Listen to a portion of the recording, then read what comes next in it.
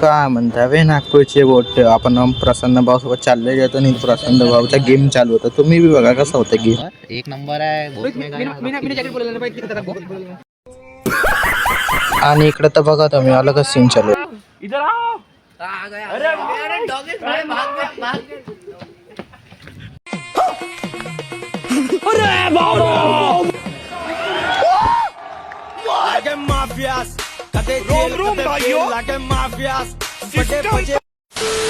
मग आम्ही प्रॅक्टिस करून घेतो 1600 मीटरची ना. इकडे तर अजून याची मजाक तर बघा तुम्ही कसं आहे.